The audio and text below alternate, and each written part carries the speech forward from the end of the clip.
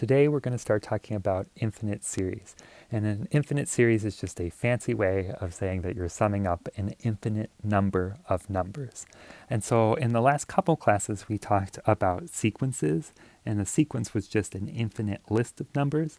And now we're going to talk about adding together those sequences, and that's why we use the different phrase series. That just means you're putting plus signs in between each term in a sequence. And so this will end up being one of the more challenging topics that we talk about this semester, but we'll spend quite a bit of time on it, so hopefully everything will be all right.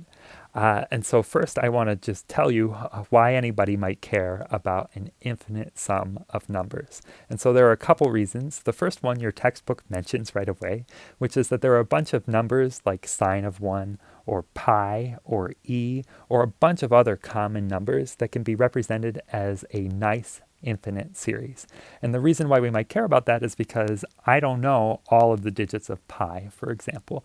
But if I can express it as an infinite series, then I can get a really good approximation for pi just by summing out my series far enough.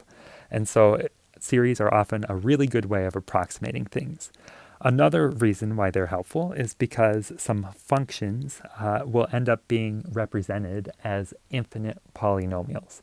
And so we won't talk about it right away, but in the long term, one of our goals is to express a function like sine of x as an infinite polynomial. And so in other words, as a sum of different powers of x just going off to infinity.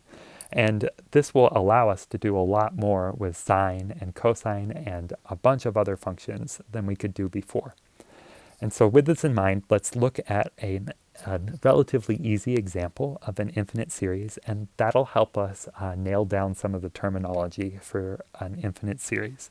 And so here we're going to look at the sum as n goes from 1 to infinity of 1 over 2 to the n. And so first I want to make sure that this notation is clear. And so the idea is that I'm going to plug in every value between n equals 1 and n equals infinity into this expression right here, and then I'm just going to put a plus sign in between all the terms. And so in other words, this is equal to what happens if I plug in n equals 1, which is 1/2, and then what happens when I plug in n equals 2, which is 1 over 2 squared, or in other words, 1/4. And then if I plug in n equals 3, I get 1/8. If I plug in n equals 4, I get 1/16. The next one would be 1 over 32, and so on. All right, so now we have this infinite sum of numbers, and somehow I want some tools to be able to evaluate what that actual sum would be. And so if I just asked you to do this problem on your own, you'd probably have the right idea of just trying to figure out where this sum is going in the long term. And so maybe what I want to do is look at the pattern. If I just sum up one number, and then what happens if I sum up two numbers? And so if I sum up the 1/2 and the 1/4, then I get 3/4. And then I could look and see what happens if I sum up the first three numbers. So 1/2 plus 1/4 plus 1/8. And I'll just tell you, if you simplify that, you end up getting 7/8. And if I sum the first four numbers, I end up getting 15/16. And I can keep on going like that forever, just to try and figure out where the sum is headed. And so that intuitive idea, we can make it more precise by using what is called a partial sum. And so we could let S1 be 1/2, representing the first partial sum.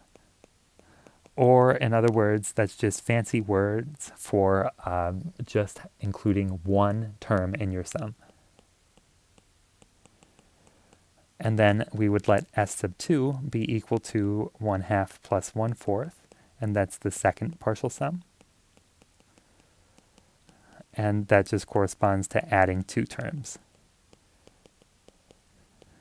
And then if we sort of follow this notation, we could define S sub n to be the nth partial sum, which just means that we're going to add n terms in this sum. And so that means we'll start with the 1/2, the 1/4, the 1/8, and then we'll just keep on going until we get to the nth term, which here would be 1 over 2 to the n. And so if we wanted to evaluate this sum, then what we would need to do is figure out where are these partial sums going.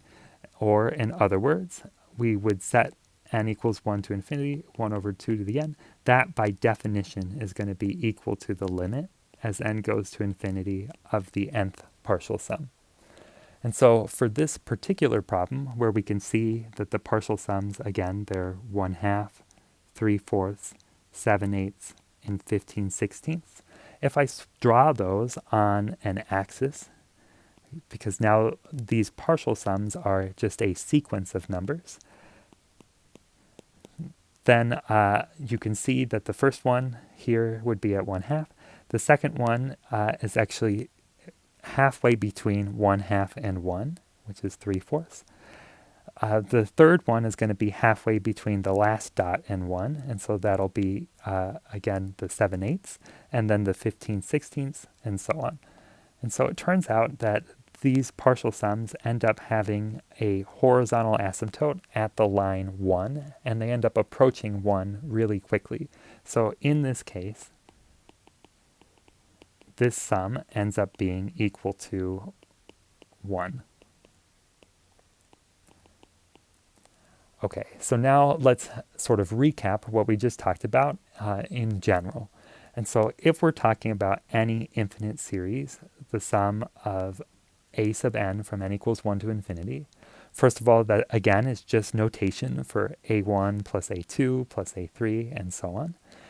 Then we will say that this sum converges to the number s as long as the partial sums have a limit of s. And so in other words, we're just going to look at the sum of the first term, and then the first two, and then the first three, and then the first four, and so on forever. And if that has a limiting value of s, then we say that the sum is equal to that limit. And then there are some other times, though, when our sum might not converge.